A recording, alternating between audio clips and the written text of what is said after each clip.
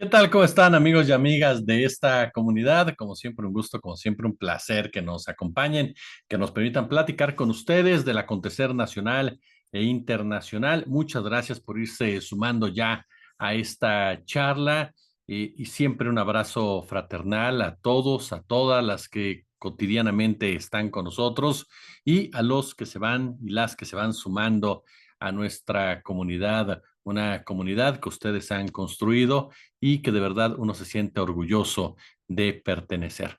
Por la mañana les adelantamos uno de los temas que tocamos esta noche y que tiene que ver con lo que sucede al interior del Tribunal Electoral del Poder Judicial de la Federación, pero que también se liga con otros asuntos que se fueron generando durante las últimas horas y que nos permite empezar a encontrarle la cuadratura al círculo, pero sobre todo a ir armando un múltiple rompecabezas que se irá profundizando, que irá agarrando forma, lamentablemente, de aquí al 2024.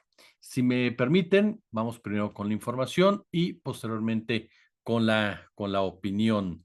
Vamos a ir intercalando una que otra al respecto.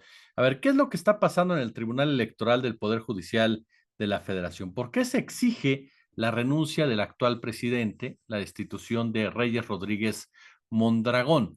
Todo esto estalla, si no mal recuerdo, el 7 del mes en curso, el 7 de diciembre. En el tribunal se hizo evidente la división. Hay dos grupos muy marcados, contrarios al interior del organismo, un organismo que no es cualquier cosa, porque tiene que validar las próximas elecciones. El magistrado presidente Reyes Rodríguez asistió el lunes ante el Pleno de la Suprema Corte de Justicia de la Nación para rendir su informe de labores y solo lo acompañó la magistrada Yanín Otalora, mientras que Felipe de la Mata, Mónica Soto, Felipe Fuentes declinaron acompañar a su presidente y prefirieron irse a desayunar. Incluso publicaron una fotografía en un claro desafío. Pero la crisis aumentó el miércoles 6 de diciembre, cuando la sesión pública fue reprogramada para el día 7 de diciembre a las 10 horas y sin mayor explicación, a las 13:46 el tribunal informó que la sesión sería pospuesta luego de que fuera diferida de las 12 a las 13 horas, presuntamente para resolver un juicio de Colima de urgente resolución. Yanín Otalora, la única magistrada que apoya la permanencia de Rey Rodríguez, sugirió levantar la sesión y citar una nueva, pero el bloque contrario pidió un receso de 15 minutos para resolver el asunto. Más tarde, el presidente y la magistrada se negaron a mantener la reunión privada y el grupo opositor también abandonó la sede del tribunal. Con la ausencia de Rodríguez Mondragón y Mónica Soto, el magistrado Felipe Fuentes reiteró el desacuerdo del bloque de tres con la conducción del tribunal por parte del actual presidente, a quien señaló se le ha perdido la confianza y eso atenta en contra de la autonomía. Pero el pleito se originó después de que el presidente del Tribunal Electoral y el ex magistrado, el señor José Luis Vargas, supuestamente lo acusaran de participar en presuntos actos de extorsión en contra del magistrado Felipe de la Mata. Es decir, como se dan cuenta, esto es bastante particular y peculiar. ¿Por qué? Porque estas personas, estos magistrados que quieren tirar literalmente o destituir ayer a Reyes Rodríguez, fueron los mismos que lo impulsaron para quitar a José Luis Vargas. Bueno, ¿qué ha hecho Norma Piña al respecto? Norma Piña, quien es la presidenta de la Suprema Corte de Justicia, pues intentó por ahí mediar, frenar esta nueva crisis en el Tribunal Electoral. Sin embargo, pues literal, no le hicieron caso. Intervino directamente para abogar por la permanencia de Reyes Rodríguez, por acabar con otro capítulo de riñas internas. Sin embargo, pues realmente no tuvo una respuesta satisfactoria, incluso debido precisamente a la independencia que tiene el Tribunal Electoral sobre la Suprema Corte de Justicia, la autonomía que existe al respecto, pues Norma Piña no tuvo mucho margen realmente de maniobra, ¿no? Ahora, los escenarios para el magistrado presidente Pues dicen los expertos, las expertas, no le llevan a ninguna necesidad de dimitir de manera inmediata, como no ha sucedido, y con su nombramiento unánime está en libertad de decidir si cede a las nuevas presiones de los mismos que le pidieron, insisto, que asumiera la presidencia para quitar al anterior, a José Luis Vargas. Usted recuerda, esto fue, si no me recuerdo, en el 2021.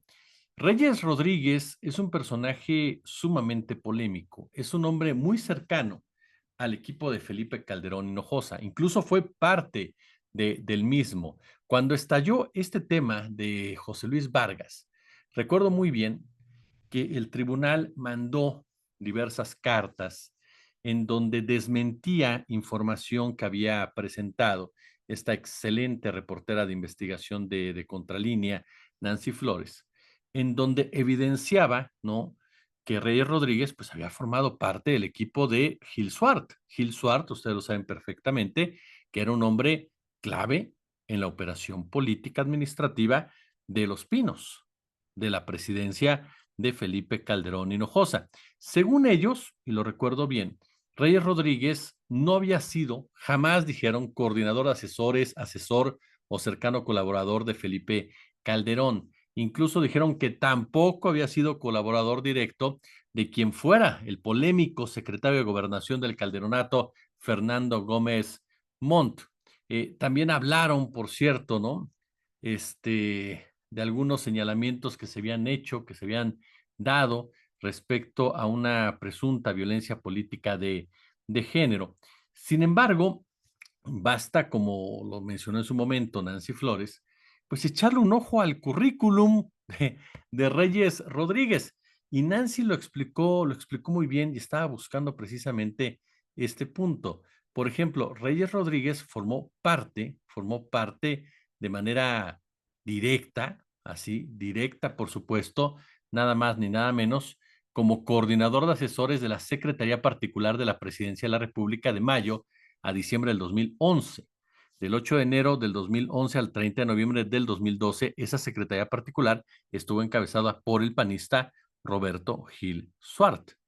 Es decir, que sí fue coordinador, ¿no? O sea, fue coordinador de la secretaría particular del presidente. Estaba dentro del círculo de asesores del presidente de la República.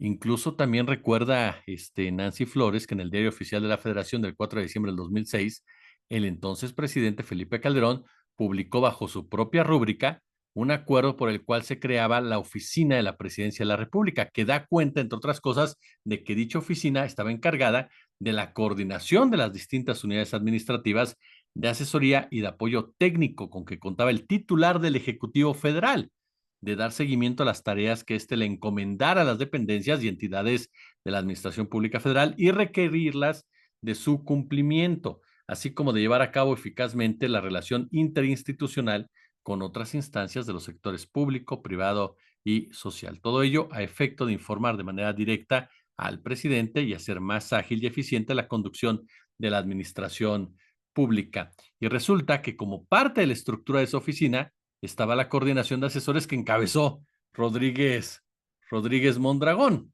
¿no? Entonces, pues efectivamente fue un hombre muy cercano a Felipe Calderón Hinojosa. Y no solamente esto, también dentro de su trayectoria destaca que fue un año antes colaborador de Fernando Gómez Montt en la Secretaría de Gobernación.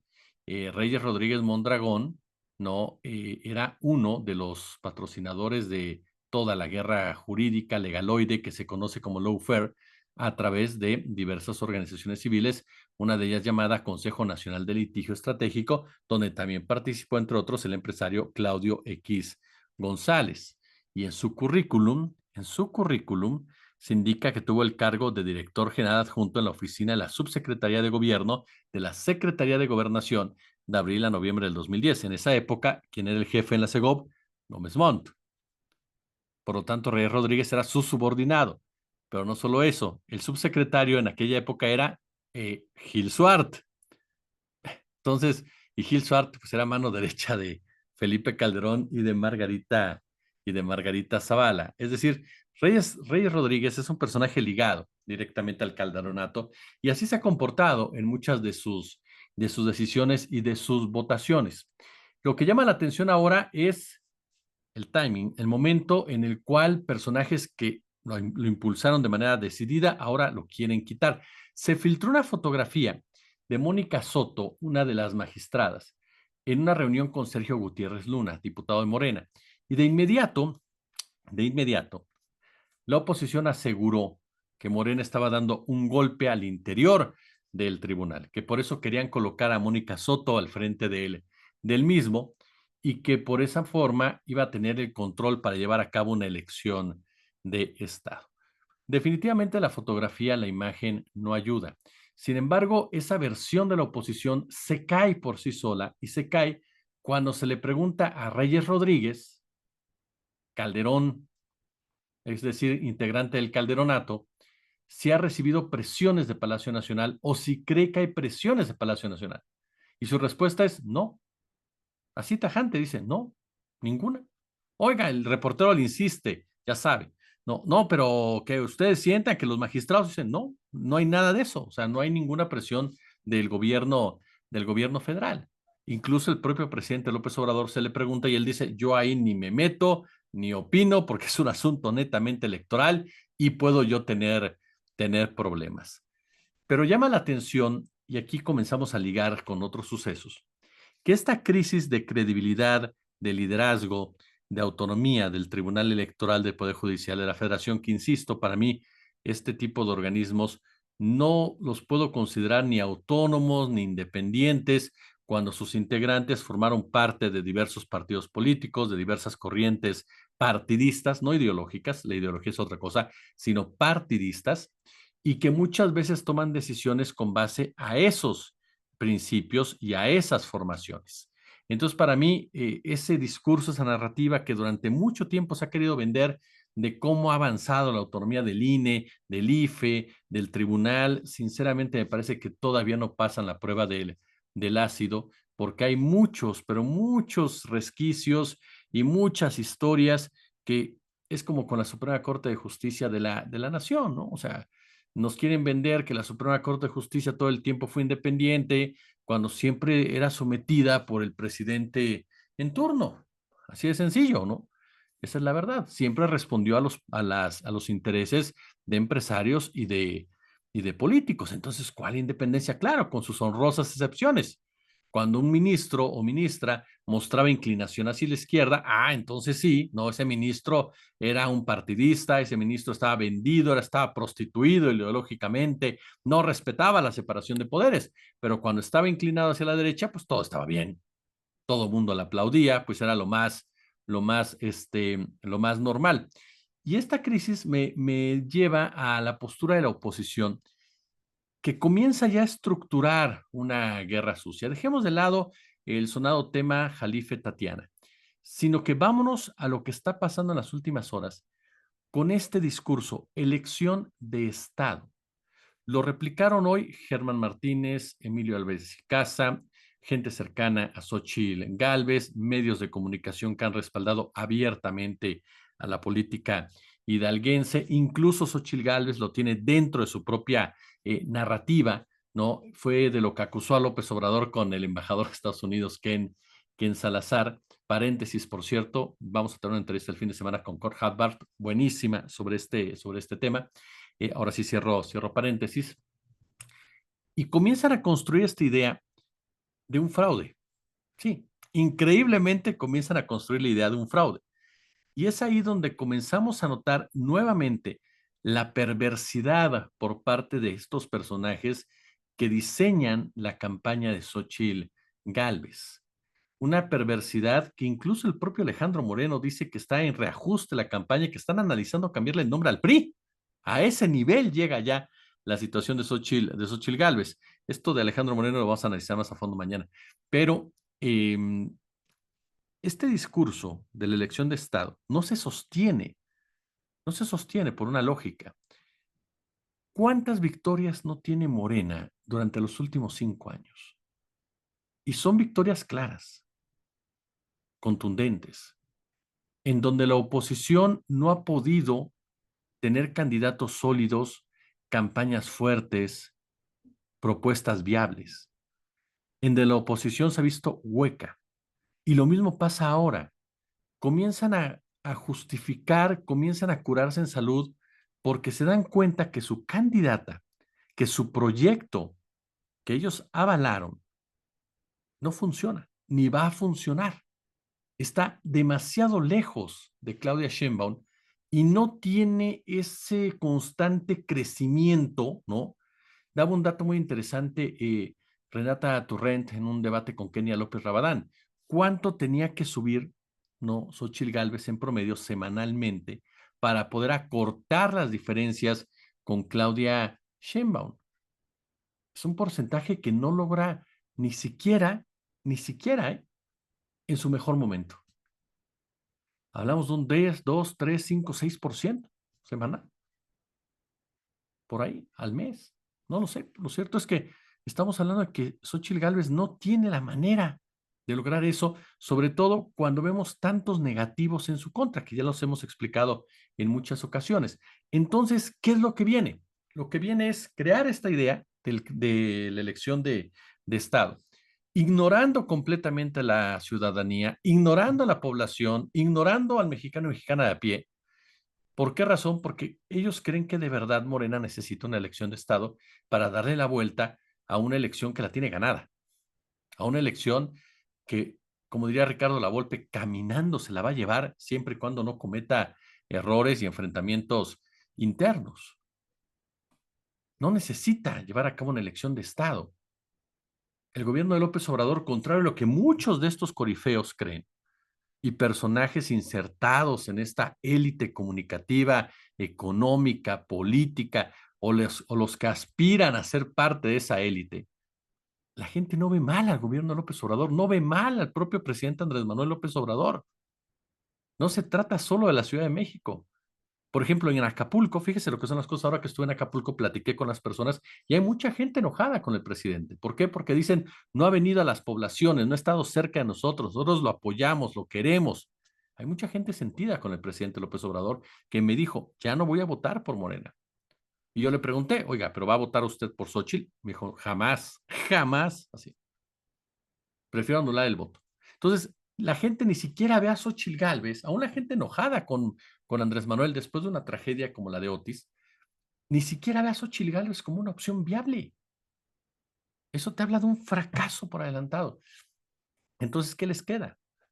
Como no pueden aprovechar o vender esta idea de un mal gobierno para la mayoría de los y las mexicanas, entonces vamos a crear una guerra sucia. Vamos a crear la guerra del miedo, vamos a crear la guerra que genere precisamente temor. Por ahí van, la guerra del miedo. Vamos a acusar de todo a Claudia Sheinbaum para ir minando precisamente su imagen. Y esta semana, estos días, vimos dos casos emblemáticos de ese intento, pero a la vez tan absurdos y ridículos que te das cuenta que la intención únicamente es manchar, tirar lodo, en pocas palabras. El primero, cuando Ciro Gómez Leiva y su compañero de conducción, una enorme disculpa, no recuerdo ahorita, Manuel, pero no recuerdo ahorita su apellido, insisto, una enorme disculpa, entrevistan a una persona, un compositor de canciones, y aseguran que el equipo de Sheinbaum se plagió la canción que utilizó en un spot, no en un videoclip o un clip, como se llamen, y que se la plagió, ¿no? Y entrevistan al autor de la canción y él dice, no, pues ¿cuál plagio? Si yo se las di, ni siquiera cobré, y estoy bien contento y estoy seguro que Claudia Sheinbaum va a ser presidenta. Y si ustedes ven el clip, perdón que me ría, pero es de risa loca la cara que pone tanto Manuel como pone Ciro Gómez Leiva, porque por más que se quedan así, que bueno, pero usted, luego dicen una barrabasada, cuando agarran y dicen, bueno, pero usted nada más puso la canción, ¿no? Pero el video, ¿quién lo hizo? ¿Eso qué tiene que ver? Están hablando del plagio de la canción. Si yo le pongo imágenes, eso es cosa mía, ya no estoy plagiando nada. La canción me la dieron a mí con una letra netamente política, electoral, pero el autor me está diciendo, no, no hay ningún plagio. Pero esa necesidad, esas ansias de golpear, en pocas palabras, hacen que la oposición y sus medios de comunicación caigan en este tipo de excesos y de errores. Lo vemos con Broso, por ejemplo, con Víctor Trujillo, un personaje que constantemente lo que busca a través del humor, no, es ofender directamente una imagen, es ofender directamente una forma de ver el gobierno, es ofender, no es denunciar, no es criticar, ni siquiera es con esa gran creatividad que tenía Broso al principio de su trayectoria como comediante político, ¿no? Ahora ya es demasiado burdo, eh, demasiado estómago en la crítica, muy poco análisis, ya está muy sesgada, extremadamente sesgada. Y digo, es normal, le paga un medio de comunicación que está diseñado para golpear a López Obrador, no está diseñado para denunciar ningún acto de corrupción. Por ejemplo, vea la nota, otra vez, el mismo formato de la nota sobre Andy López, en donde acusan a este personaje, al hijo del presidente, de que uno de sus amigos ha hecho dinero con el gobierno, pero no presentan las pruebas en este trabajo de que haya influido el presidente de la República o el propio hijo del presidente de la República en beneficio de estas personas. Lo infieren otra vez, lo dejan a la imaginación otra vez. No hay datos contundentes al respecto. ¿Por qué? Porque de lo que se trata es simplemente de manchar, y eso es Latinos. Uh-huh. Y pues obviamente que don Víctor Trujillo al trabajar ahí, pues tiene que ajustarse a esas reglas y a ese comportamiento, ¿no? Y vamos con este punto de esta Beatriz Pajés, ¿no?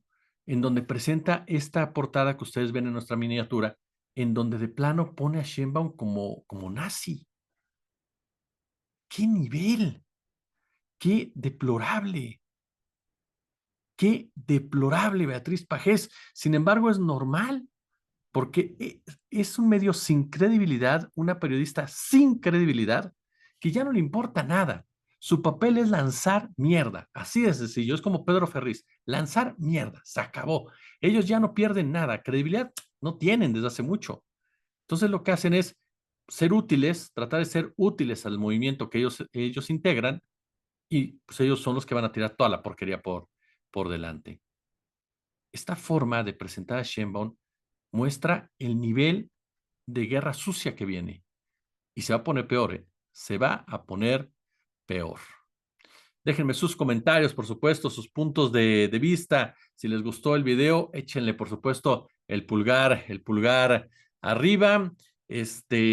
Denle a la campanita, suscríbanse, por supuesto. Les reitero, déjenme su comentario y con base en sus posibilidades, pues échenos ahí un super chat. Si no, con la visualización orgánica es más que suficiente. Los esperamos al ratito porque vamos a hablar del enfrentamiento en el Estado de México entre la población civil y la familia michoacana, la gente harta, harta, hizo justicia por su propia mano, se enfrentó a los delincuentes en el Estado de México. Hacemos una pausa, más bien dicho, hacemos una pausa ahorita, pero regresamos en una hora más o menos.